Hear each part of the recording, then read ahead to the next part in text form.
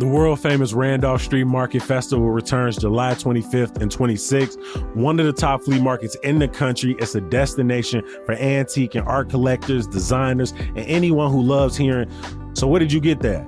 There's a parking garage and the shopping is indoors and outdoors, so AC if it's hot and coverage if it rains. You'll also be able to enjoy live music, great food, and 3 market bars. You never know what you're going to find at the Randolph Street Market. Get tickets at randolphstreetmarket.com. You ever see a town just quietly do something unthinkable? Bloomington, Indiana did. We were hiking the hills, sipping coffee, strong enough to make you think you could move them, debating the absurdity of greatness. Then one day, greatness raised its cream and crimson flag. A town known for hoops. We make history. You'll want to do the same next time you visit. Bloomington. Not what you expected. Still, absurdly great. This is CityCast Chicago. I'm Jacoby Cochran, and here's what Chicago's talking about.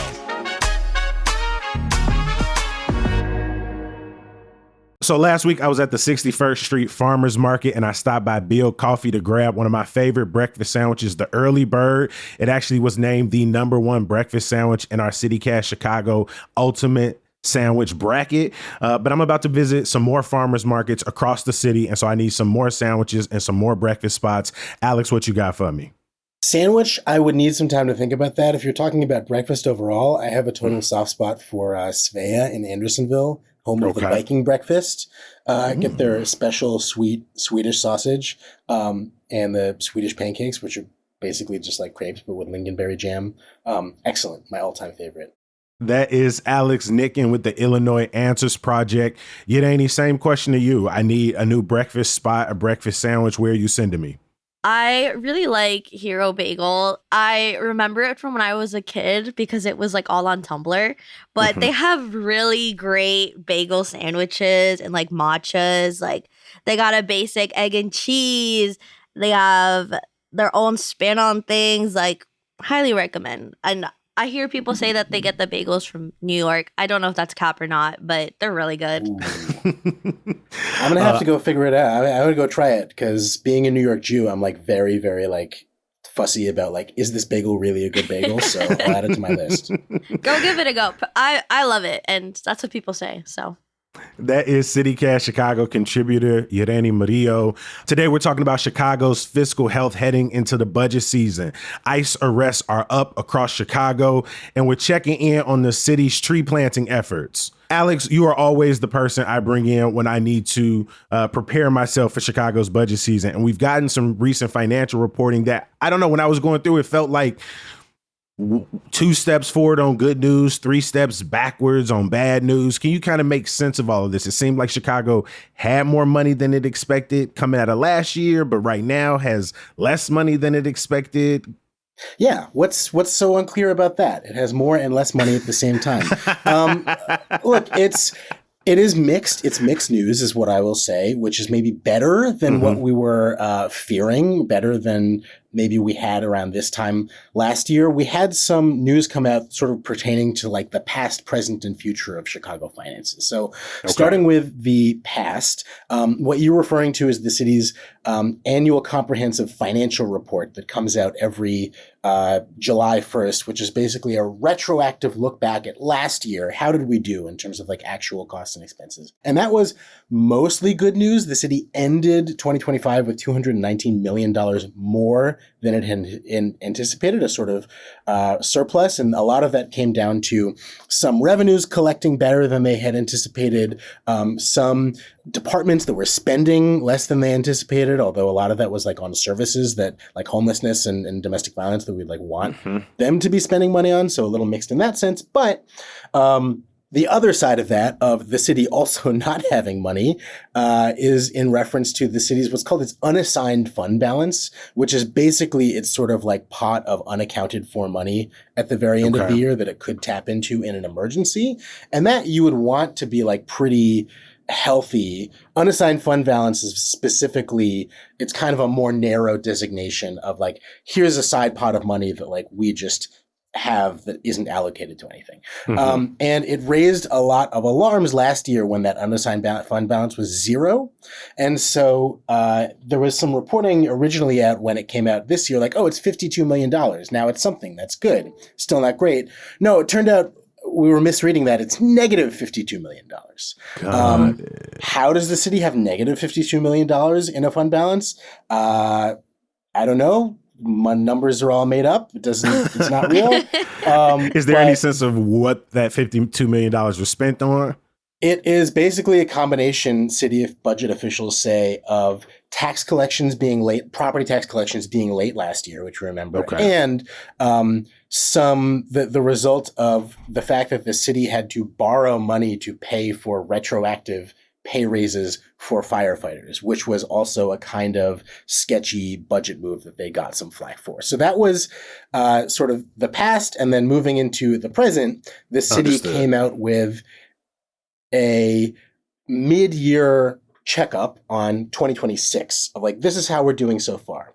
This was also mixed, where the mayor basically said, we are doing pretty well in terms of the revenues that I proposed that I wanted, but we have overall about a $32 million gap. We're under budget on revenues because the specific provisions that the Budget Accountability Caucus, or Corporate Caucus, whatever you want to call them, of sort of recalcitrant council members who passed that provision of the budget over the mayor's objections, those specific provisions that they put in there have not been raising revenue.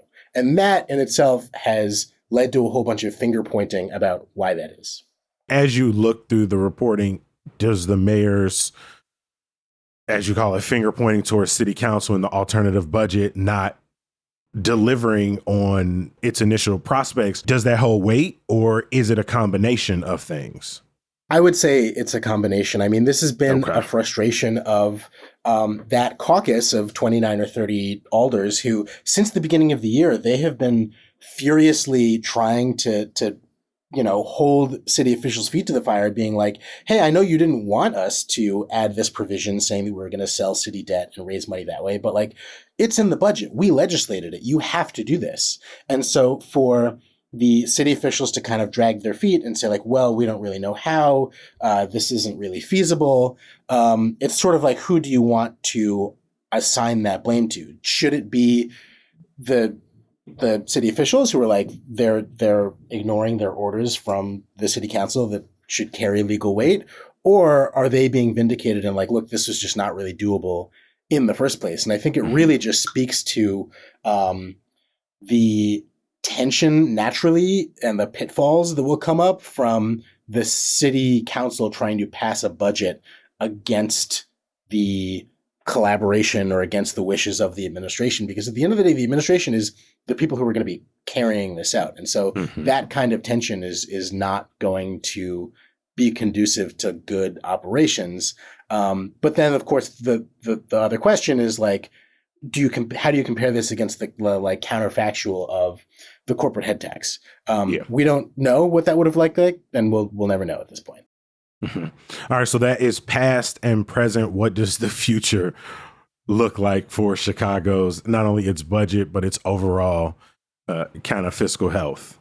I mean, this is the fuzziest part of it, understandably, but I want to talk about this report that came out from what's called the Chicago Financial Futures Task Force, which was this task force of business leaders and labor leaders and financial watchdogs from across the spectrum who were convened originally by the mayor's administration last year, but have maintained a sort of independence since then. They came out with a sort of long-term forward-looking report of like, these are our recommendations. And a lot of the ideas are not new. A lot of them have to do with, getting more money from Springfield, which is like, yeah, duh, that's what every mayor wants to do. And that's their favorite place that they look for. It also, because there was such a diversity of voices, there were a lot of like, we have this idea, but here are some caveats and counter arguments and other folks who don't like that.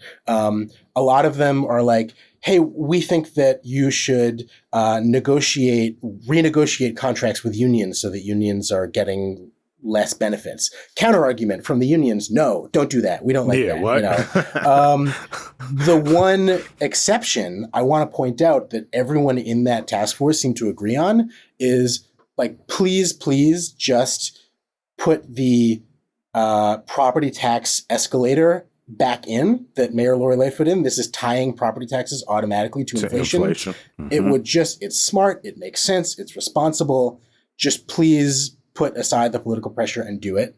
And so this is where, if I remember correctly, because you explained that to us when it was rolled back, like there was a cap on that, right? Because at one point inflation really spiked, and there was some concerns that, right, tying property taxes directly to that could be detrimental for folks. So could you explain how that worked? it would automatically increase the city's property tax levy, how much overall it asks for in property taxes, by either the rate of inflation or 5%, whichever is less. Mayor Lightfoot's administration put that in. It was so universally unpopular. Everyone in the city council said, property taxes are already so high. Why would you automatically every single year raise our property taxes? It seemed like everyone thought that that was a bad idea, except for like credit rating agencies and fiscal watchdogs who were kind of looking at each other like, actually, this makes perfect sense. Like the city's expenses are going up with inflation. Why shouldn't its revenues? So now the question is, looking at the upcoming budget and budget season, in the midst of city elections, which are about to get underway, and it is basically considered verboten against all of the unwritten rules to ever raise any taxes in an election year.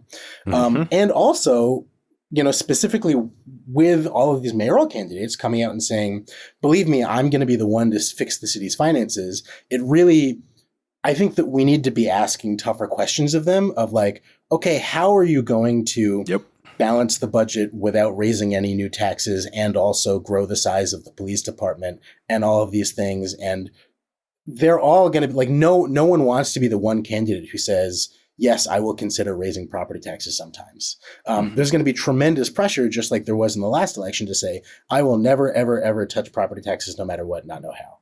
And the question is like, is that responsible? Is that good for the overall long-term fiscal health and future of the city? And the folks in this task force would argue, no, it's not. Seeing that you mentioned the mayoral race, the last question I'm going to ask on this, given this is a mixed bag, is this something you think the mayor can carry into the election and comprehensively explain for folks? Does it look like a net positive for his administration?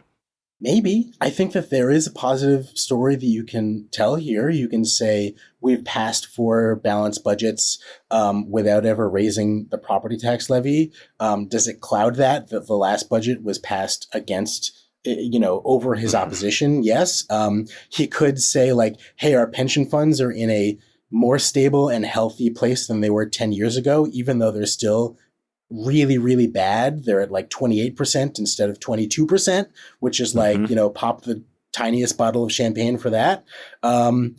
There's a case that he could make. I think the question is like, how much is he really going to want to dive into those details, or is he just going to want to focus on other things like his main bag of like youth employment and violence reduction and stuff like that, and stuff that he maybe feels more comfortable talking about. And we are just going to have to see sort of what kind of story that he's going to tell. One reason why I'm really excited for this mayoral election is because it looks like city finances are going to be forefronted in the conversation in a way that they maybe haven't in past elections. Obviously, public safety is still a huge issue, but due to the big decline in violent crime across the city of the last couple of years, maybe a little bit less forefronted than it was. And also, the same goes for CPS and education, now that this is going to be the first mayor to serve under an entirely elected school board, and they'll have a lot less direct control over CPS. I am excited by the fact that it seems like there's going to be more room to talk about city finances and to really ask a lot of tough questions of these candidates who so far, by and large, really have not offered convincing details on how they are going to fix this mess that they want to inherit.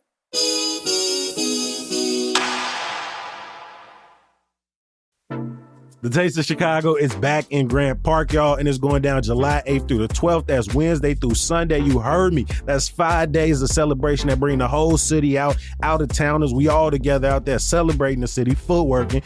We know Chicago is one of the best food cities in the world. Ain't nobody gonna tell me different. But whether you craving a classic neighborhood bite or you trying to discover your next favorite spot, let me put you on that Lexington Betty Smokehouse. The Taste brings all of these flavors together that make Chicago the place it is. And here's a tip. Some of the food pop-ups only happening on certain days. So check the schedule. And if you're looking for some Taylor's Tacos, they only gonna be out there Wednesday and Thursday, all right? So write it down and maybe go ahead and plan a couple of trips. Plus, we gotta talk about the music. I have been overly impressed by the performances at the Taste in the last couple years, and this ain't no different. They got Beach Bunny, Original Coffee, Babyface gonna be out there, y'all. Julieta Venegas gonna be out there, y'all. Common gonna be out there. Of course he is. Whether you go every year, you ain't been in a while, or for some reason you on the sideline hating. Nah, man, get out there. Taste of Chicago 2026. Visit tasteofchicago.us for the full lineup and more info.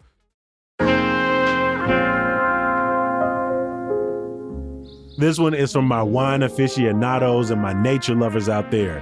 Summer Wine Fest is back at Lincoln Park Zoo July 18th. Yes, one night only. You'll be able to sample a curated selection of wines, explore the zoo's botanic garden, enjoy a beautiful live string quartet, and even drop into a casual dance class. So, go on, put the lemon pepper steppers on if you got it. Plus, there will be winery representatives and an expert horticulturist, so bring your best wine and garden questions. It'll be an enchanting evening of wine, music, and lush gardens at Lincoln Park Zoo on July 18th. But there is only a few tickets left, so go ahead and reserve your spot today. Tickets and more information are available at lpzoo.org/events.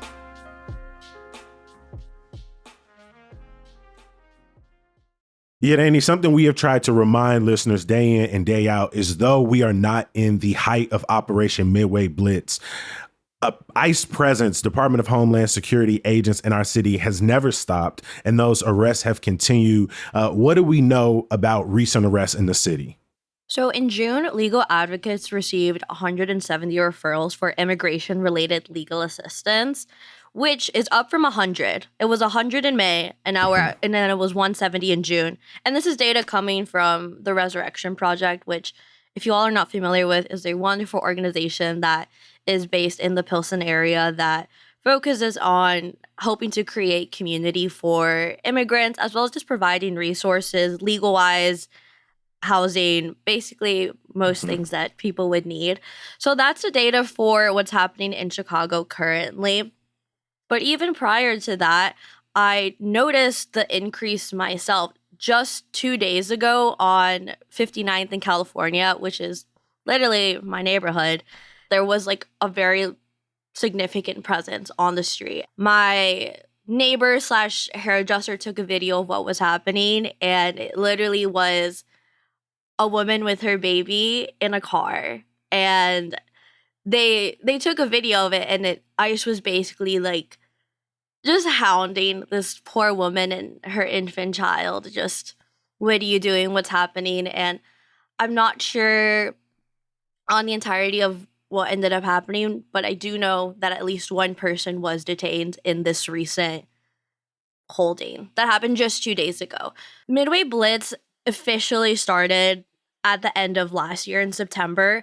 And I think that there was an understanding that the official Midway Blitz was like over with like air quotation marks in like December, because I suppose that's when there was a slowdown in the streets, but an uptick at O'Hare. Mm-hmm. So I think that it's just kind of changed throughout the months. And I think that starting as of June, we've started to see them more on the streets, like arresting people.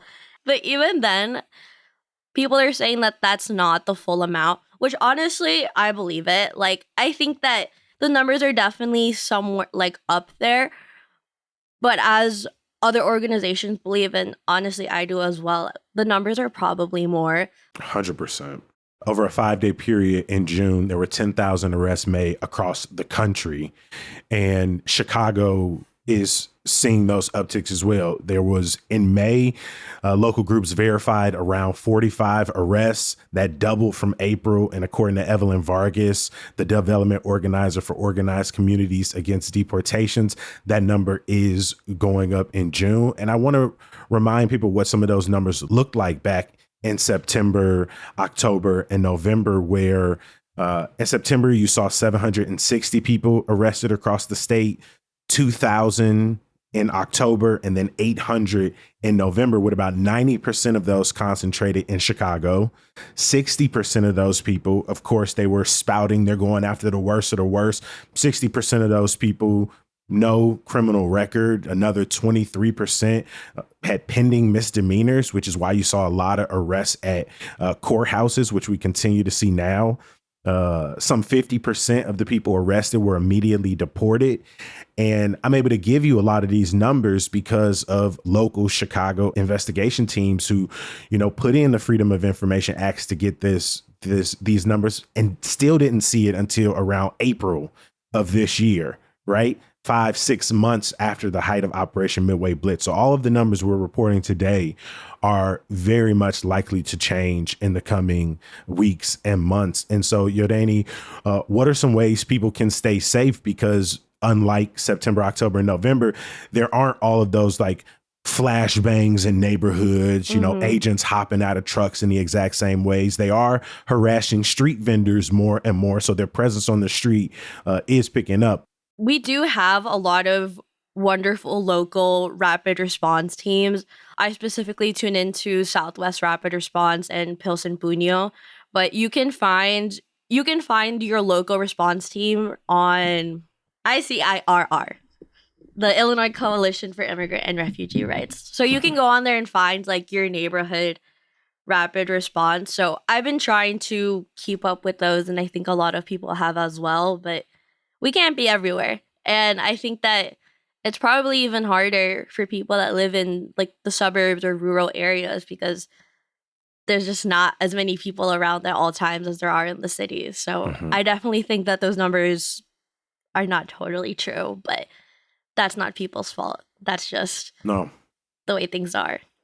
I also want to clarify, I feel that this was a misconception in the first Midway Blitz. A lot of people out of fear were carrying if they had papers, their actual like social security card, like birth certificate, whatever, like the actual form. And I would say do not do that because you don't want to risk anything happening to that official document. So I will say that if those are papers that you do have, carry a copy with you to help with anything that may happen further in the line for peace of mind, but do not be carrying those official documents out on the street.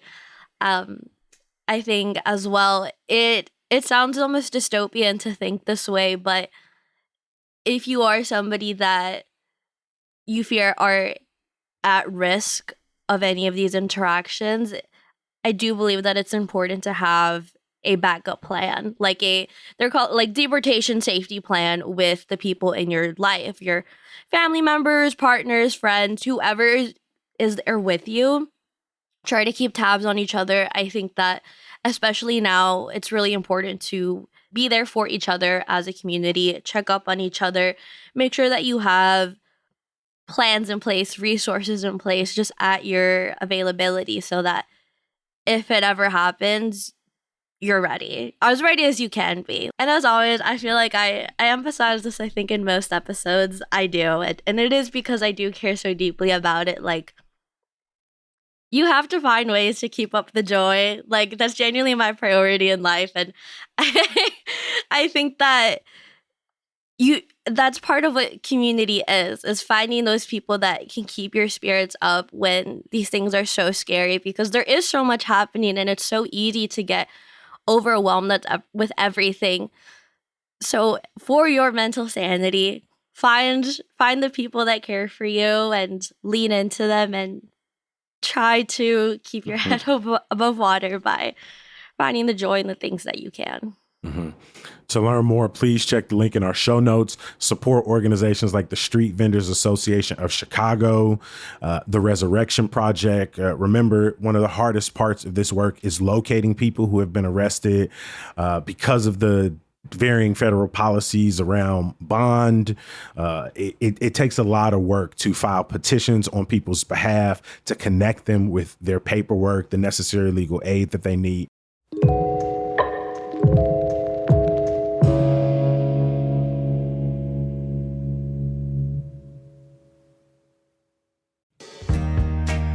Mark your calendar, Chicago, to celebrate the Public Library Foundation's 40th anniversary. They're hosting their first ever summer soiree. It's going down August 26th at the McDonald's headquarters rooftop in West Loop. There's going to be free food, an open bar, and personalized poems. Plus, they promise other surprises in store.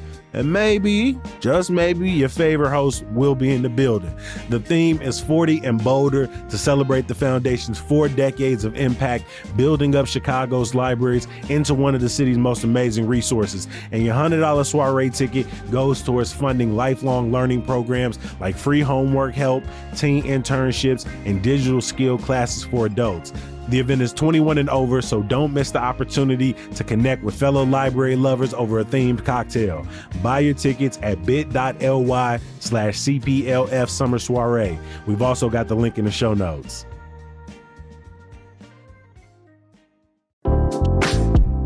The Newberry Library will be opening its doors Saturday, July 18th for Newberry Fest.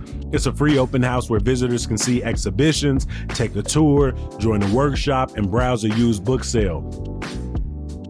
You'll also be able to see a 1776 copy of the Declaration of Independence, as well as an array of books, manuscripts, maps, and more. Plus, curators and librarians will be around to answer your questions about the library's collection of rare and historical materials spanning a millennia. Learn more and register at newberry.org.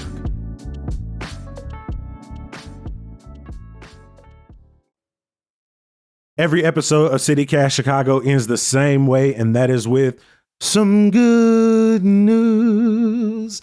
Alex, what is your good news for us today? So before I get into my good news, I do want to give an honorable mention to this absolutely insane and incredible story in the Tribune this morning about a succession battle over the future of Harold's Chicken. Yes. A couple of months after the passing of Chicken Shack's CEO, Harold's Chicken CEO, Kristen Pierce-Sherrod, there is a battle in court between her 5 adult children and her widower, who is now being represented by former Mayor Lori Lightfoot. Lori Lightfoot, what? Over the legitimacy of Pierce-Sherrod's will, whether it is out there, over who is, as they put it, the keeper of the mild sauce going forward. An absolutely essential, really riveting story about a really important and hallowed and delicious franchise. Something to keep an eye on.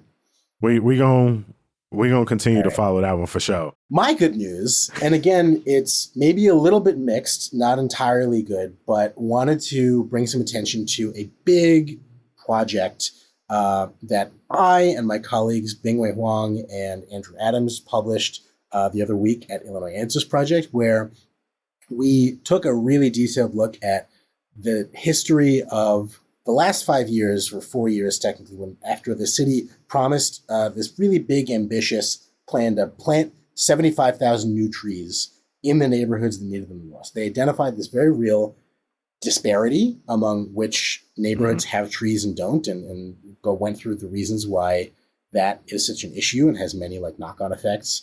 I mean, if you just look at the pictures, you all have a side-by-side of Inglewood and Edgebrook. And this visual had been going viral. I saw it last week of just the tree coverage in Edgebrook versus Inglewood. It's drastic, and it has a huge swing on what the temperature feels like. You know, we just went through this huge heat wave.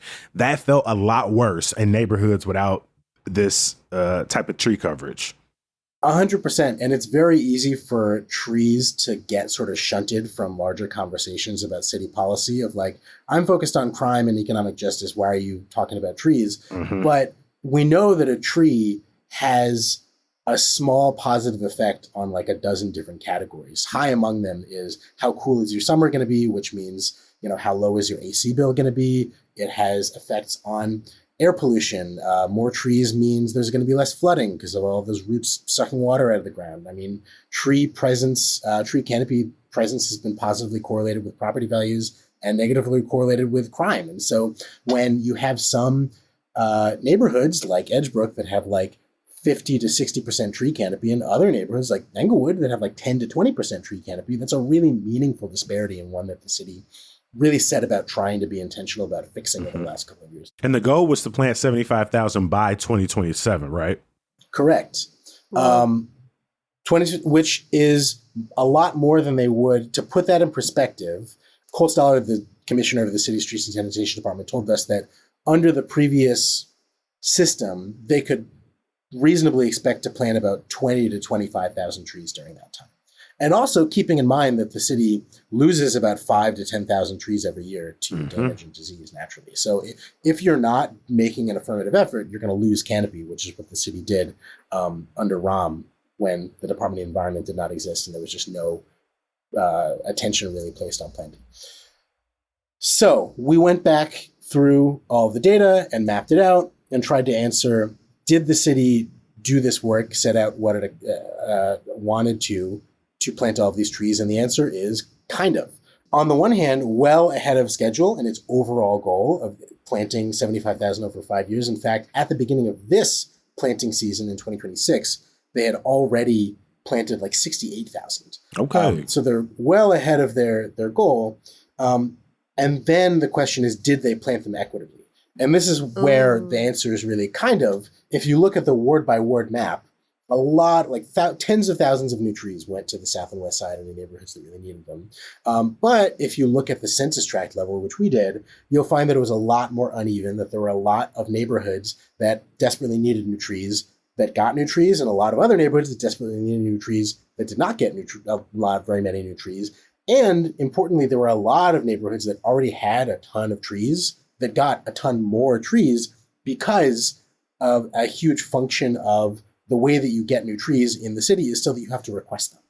And we know that there are so many like equity issues baked into that, especially when, and this is a big part of what we explored in the story, a lot of folks living on the south and west side and represented through their own aldermen are like, we don't want more trees. Trees are trouble. They're nuisances. They're falling on our cars. And a lot of that is the work of the city to try to persuade people and, convince them, no, trees actually bring all these benefits. And we know that the city has done a really bad job of maintaining the trees in the past, but we promise we're going to get better at it. And so the fact then that the city's planting was as equitable as it was, when you think about it, is kind of miraculous. And it speaks to the effort that they put in with connecting with and collaborating with like local on the ground groups to actually get the word out on their block and neighborhood level of like, no, listen guys, we got to plant more trees. And we talked to some of those folks too. So highly encourage everyone, look at all the pretty visuals and drone footage and maps and everything. And also just understand a little bit more about how politics and government influences, something that we interact with every single day and that's really meaningful for all of us. It's all connected. It's all connected. We're going to drop links for y'all in the show notes. Yereni, over to you. What is your good news for us? This is kind of local, but it relates bigger, I swear. So, my street was ugly. It was very ugly. Like, the road was completely, like, destroyed, upheavaled. Like, it looked like a back road. So, I emailed my older person, and they got back to me. And they fixed it within a week. So all that to say, come on now. My street is fixed. Email your older people. They do listen. They're actually Sometimes. very kind. I got to ask who it was. J. Lou Gutierrez. Oh, cool. 14th Ward. 14th Ward. 14th Ward. I was actually crazy. Like, it literally was a week. I'll have to send you guys a picture, but the road was disgusting. And now it's beautiful. So go hit up your elder people. So that's my local good news. And then city-wise, Taste of Chicago. I go once in a while, but I'm excited to go this year. I will be partaking in the trivia contest and the karaoke contest because I love both karaoke I hosted and karaoke. trivia. I hosted some karaoke and did like a trivia thing with Monica Ang about her 30 Chicago hometown bites a couple years ago. Yes. And then actually so funny. So my friends and I thought that tomorrow night on Saturday, we thought Blueface was performing like Bust Down Tatiana Blueface. And it's not I'm that familiar. that rapper. It Gets is or no? Babyface. You were saying you thought Blueface was performing at the Taste just for you to find out that it is the legendary Babyface, and you are disappointed in that? Is that what I'm hearing? That finding out it was Babyface and not Blueface got you a little pissed? That's what you're telling me right now. I'm sorry, I'm Gen Z. I don't know who that is. You don't know who Kenneth Babyface Edmonds is? Like, I mean, I don't know. I'm silly. Why rappers need more distinct names? Well, there's too many faces. There's too many babies. Babyface is an R&B singer and a legendary songwriter and a record producer. He didn't produce so many number one hits. I'm just staying quiet because I don't know who any of these people are. What? But I'm sorry. If you Okay, that's even- If you need I don't know what's millennial to worse. back you up, you're an idiot. He got what? Oh my God! What are y'all talking about? You don't I got some learning to do. Slow Jam, Gagged. Usher, Hurts Like Hell, Aretha That was Franklin. Babyface. That was a Babyface jam. You mean the world to me, Tony Braxton? Like these. Every time I close my eyes, Babyface, he in the Songwriters Hall of Fame. He didn't want over 10 Grammys. Madonna's Is he Take like a Bow, Tevin Campbell's Can We Talk, Boys to Men, I'll Make Love to You, End of the Road, Mariah Carey, Whitney Houston, Michael Jackson, Johnny Gill, Ariana Grande, Beyonce, 200 top 10 R&B hits as a writer He's the and a talent singer. behind the talent. I'm gagged. He's Babyface. This is like the one Swedish guy who wrote like every pop song between 2000 and 2005. And like no one knows his name. Yeah, and again, this is where I have to have crazy. perspective because I'm like, yeah, off top, I don't know who you're talking about. I'm glad he has people like you standing up for him, you know? Yeah, I I think agree. you should. agree. I think you should still go see Babyface. I know TLC. I know these people. We know all these famous things that you're saying, yeah. I think we will. I think we will. I think it's just inevitably what will happen post trivia, post karaoke.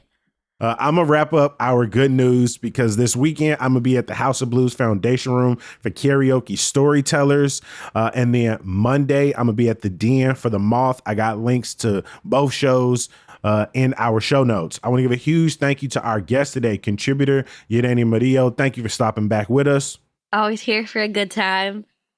Alex Nitkin from the Illinois Answers Project. Appreciate you pulling up. Appreciate you having me. Have a great weekend. Before we get out of here, I want to give a huge thank you to our entire CityCast Chicago team. Our executive producer is Simone Alicea. Our creative producers are Michelle Navarro and Emmy Mack. Our audience development manager is Chima Okoro. Post-production from PJ Shahamed. Our music is from the one and only Sam Thousand. All the Kimonos and Mark Greenberg from the Mayfair Workshop.